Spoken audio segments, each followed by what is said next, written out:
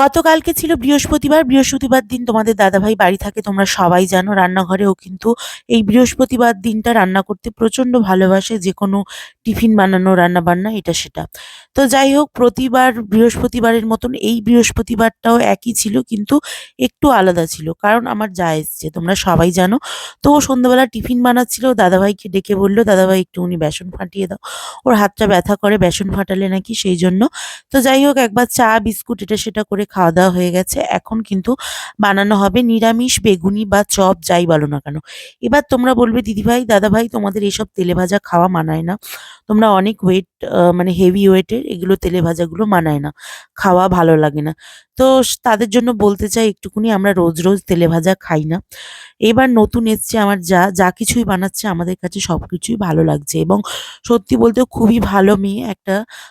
কিন্তু বিষয়টা হলো, তোমরা যারা বলছো ব্লগে নিয়ে এসো, ব্লগে আসা সবাই পছন্দ করে না। সেই জন্য ওরও একটা পার্সোনাল মতামত আছে, সেই মতামতের গুরুত্বও আমাদের দেওয়া প্রয়োজন। সবাই ব্লগ ভিডিওতে আসতে লজ্জাবোধ করে বা মানে পছন্দ করে না, সেই জন্যই ওকে ব্লগ ভিডিওতে আনি না। ঠিক আছে, যারা জিজ্ঞেস করছো আশা করি তাদের উত্তরটা দিতে পারলাম। আবারও একবার বলে দিচ্ছি যে ও ব্লগ ভিডিওতে আসতে অতটা পছন্দ করে না, সেই জন্য আমি ব্লগ ভিডিওতে নিই না। তবে ও যে রান্নাবান্না এটা সেটা করে, সেগুলো আমি তোমাদেরকে দেখাতে পারি, কোনো অসুবিধা নেই। তো যাই হোক, এখানে তোমাদের দাদাভাই বললো বেসনটা কম হয়ে গেছে, আরেকটুকুনি দেবো। তো আরেকটুকুনি দিল, দিয়ে এখানে ভালো করে ফ্যাটাচ্ছে। আর এখানে খাওয়া সোডা, একটু নুন, এই সবগুলো দিয়ে দিয়েছে, দিয়ে ভালো করে বেসনটা ফেটিয়ে নিচ্ছে, আর ও ওদিকে রান্না করছিল। তো যাই হোক, এই যে আলু, এখন এখানে আলুর চপ বানাবে। তো এর মধ্যে এখন নুন, মশলা করেছিল একটা হাত দিয়ে, সেই মশলাটা তোমাদের দেখানো হলো না।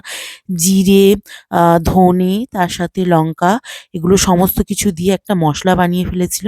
সেই মশলা, তার সাথে এখানে দেখো বন্ধুরা, আলু সিদ্ধ করে নিয়েছে।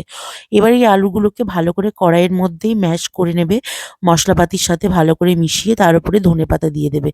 তো দিয়ে আলুর চপের একটা সুন্দর মাখা তৈরি করে নেবে। তারপর সেটাকে ওর দাদা কি করছিল, চেপে চেপে দিয়ে আলুর চপের মতন করে দিয়েছে। আলুর চপ করেছে, টমেটো দিয়েছে মধ্যে, টমেটোর চপ। তো যাই হোক বন্ধুরা, এগুলো তো আমরা খেতাম না, তেলে ভাজা অ্যাভয়েড করি যদিও, কিন্তু এই যে ২-৩ বছর পর বাড়িতে চপ বেগুনি ভাজা হচ্ছে, বেগুনিটা টুকিটাকি হয় বৃহস্পতিবার দিনে রান্নাতে। এই যে তোমাদের দাদাভাই দেখো, গোল করতে পারেনি, একটু ছোট ছোট করে এরকম চেপে চেপে আলু দিয়ে করে দিয়েছে।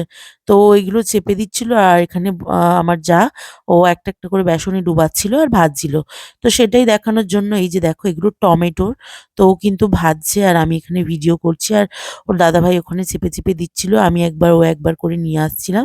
তো দেখো, এই যে বেসনের ব্যাটার, এখান দিয়ে বেগুনি করে ছাড়ছে, আবার গরম গরম সবাইকে দিয়ে আসা হচ্ছে, ওরাও খাচ্ছিল। বৃহস্পতিবারের সন্ধেটা আমাদের তো জমে গেল।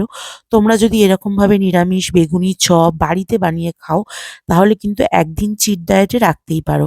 বাঙালি মানেই কিন্তু বেগুনি চপ, পুরুলি, এইসব কিছু। তো যাই হোক, অনেকদিন পরে বেশ ভালো লাগছিল, এবং বেশ টেস্টিও দেখাচ্ছিল জিনিসপত্রগুলো। মানে, তো বললাম আজ থেকে ভালোভাবে একদম দাপিয়ে এক্সারসাইজ করা হবে। তো এটা বানিয়েছিল এবং খেতেও খুব সুন্দর হয়েছিল। ঘরোয়া তেল দিয়ে, দোকানে যেগুলো ভাজা হয় আর কি, অতটা ভালো পরিষ্কার পরিচ্ছন্ন তেল থাকে না, অনেক দিনের ব্যাপার থাকে। তো এই যে তেল দিয়ে ফ্রেশ করেও বানিয়েছে, তো এই জিনিসটা একটা যা খাওয়া যেতেই পারে। তোমরা একদিন চিট ডায়েটে যদি কোনো কিছু তোমাদের খুব ইচ্ছা হয় খেতে তেলে ভাজার মধ্যে, রাখতে পারো। চলো, আজকের ভিডিওটা এই পর্যন্ত। টাটা, ভালো থেকো সবাই।